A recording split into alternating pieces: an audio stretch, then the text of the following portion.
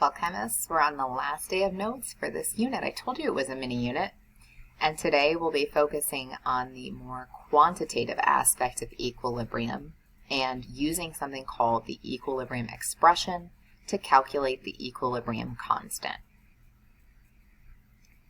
You'll be asked today to calculate the equilibrium constant for various reactions and calculate equilibrium concentrations using something called an ICE table. Recall, equilibrium is reached when the two rates of the forward and reverse reactions are equal. There is no change in the concentrations of reactants and products. The equilibrium constant has the abbreviation K sub C. For the general reaction, A plus B in equilibrium with C and D, we can compute the equilibrium constant very similarly to what you're seeing in this manner, where we take the concentrations of the products raised to their coefficient over the concentration of the reactants raised to their coefficient. Once your reaction has established equilibrium, you can take the concentrations of those reactants and products and plug it into what we call the equilibrium expression. What you're seeing in front of you with the box around it is called an equilibrium expression.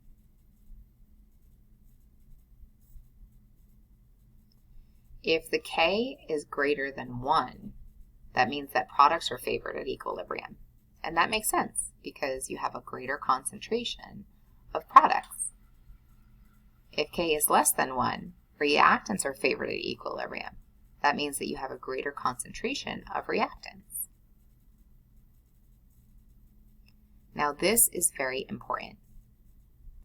As previously discussed with Le Chatelier's principle, pure solids and pure liquids have no effect on equilibrium. Remember, we wrote no change every time we said we're changing the concentration of a solid or a liquid. So do not, under any circumstances, put them in the equilibrium expression.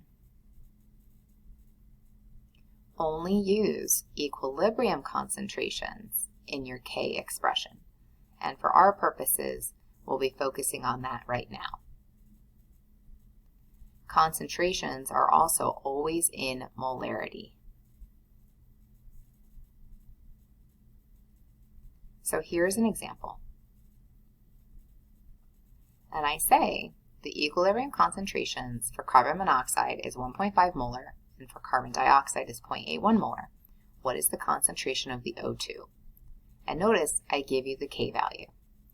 So this is a very straight run-of-the-mill question where all you have to do is plug and chug and just be really careful with your algebra. So my Kc is going to be set equal to my expression. Notice that I included all of the components of the reaction in the expression because they're all gases. Then all I'm going to do is just plug those numbers in. Notice I have X representing oxygen because, as previously mentioned in the problem, we want to calculate the concentration of oxygen. And then I'm setting that equal to the K value that was given in the problem. So watch your algebra here, but if you do this correctly, you should get that the O2 concentration is equal to 0.019 molar.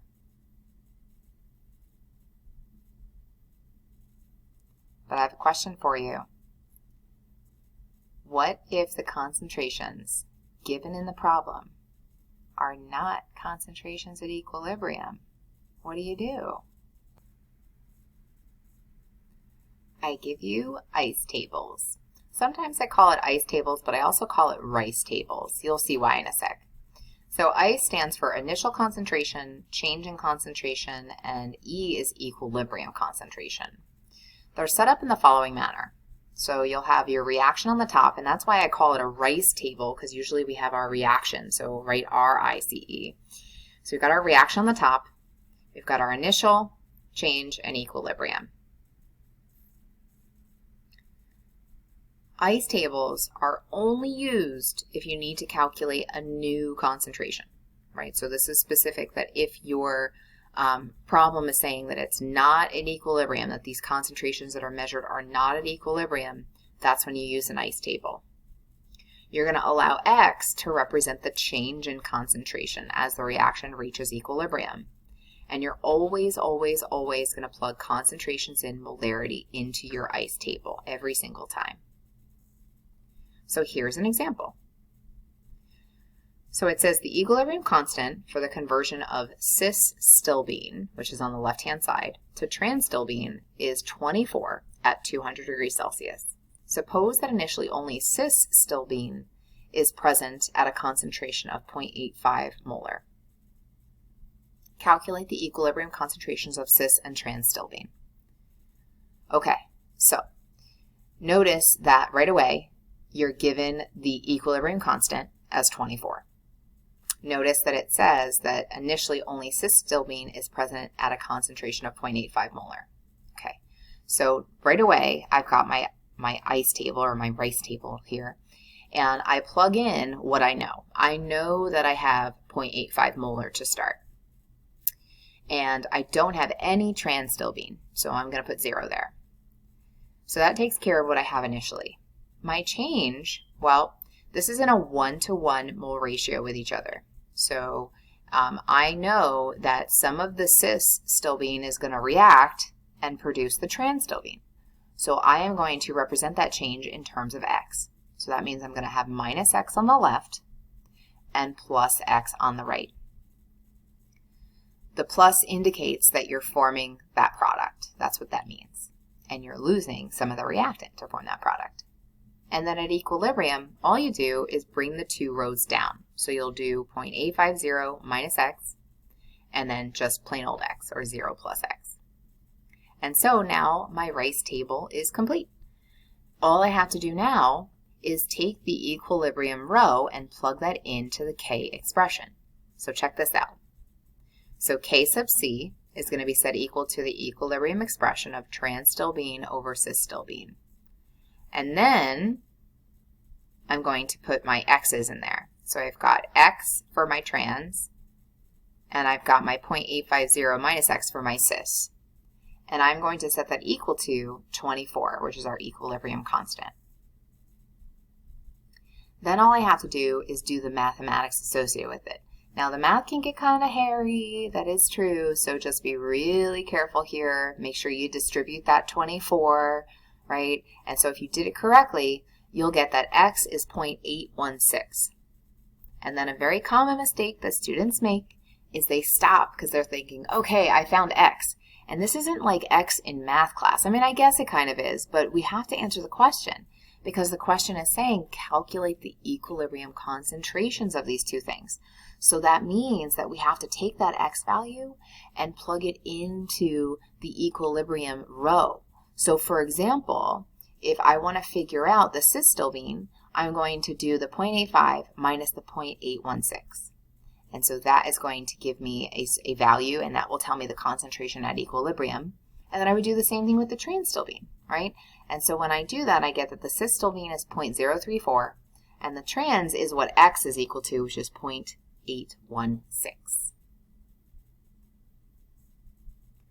This takes practice, so let's do another one. So we've got this reaction, we're forming hydroiodic acid in equilibrium, and I have the K value as 56. If we've got the initial concentration of H2 and the initial concentration of I2, what will be the equilibrium concentrations of the reactant and product? So I'm going to do the same exact thing. I'm going to set up my RICE table right away. I'm going to plug in what I know, right? I see that I have 0.0175 molar for the H2, and I have 0.0175 molar for the I2. And that means I have 0 of the HI. Be really careful here, because we're still going to let our change be represented in terms of X, but it's a little tricky. So notice on the left-hand side, we know that it's going to be minus X and minus X. But be careful, look at the moles of the HI that's produced. Guess what? It's going to be plus 2X, because we see that 2 moles of HI are produced. So you have to be really careful with that. And then the rest is just like what we practiced earlier, right? You just bring it down, bring those two columns, those two rows down. And then all I have to do now is plug that into the expression. So I'm going to write my expression. I recommend writing the expression out with just the substances before you start plugging numbers in. Students make mistakes all the time when they try to do two things at once. So I'm going to say write your expression, and then you can plug in those numbers from the table. So now I'm going to use that equilibrium row, and I've got my 2x squared, I've got my 0.0175 minus x, and then the same thing there, and then I'm going to set it equal to my k value, which is 56. And you're probably looking at this and you're like, oh no, Miss Raz, I have to do all of that math. I have to do foiling and do the quadratic, da, da, da.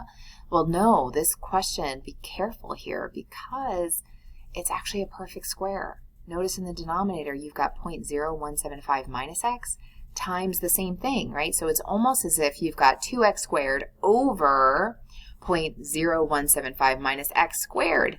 So guess what? That makes the math so much easier, because that means you can take the square root of both sides. And so when you take the square root of both sides, those squares will disappear, and it's a similar question to what we had earlier. Now, if you did the math correctly, this is what you should have gotten. You should have gotten 0.0138 for x, but just like we said, we need to make sure that we get the equilibrium concentrations. So I need to take that value of x and plug it into the x's in the equilibrium row in that table. And so I'm going to do the H2 and the I2, they're actually equal to each other. And then the HI is going to be 2 times that amount.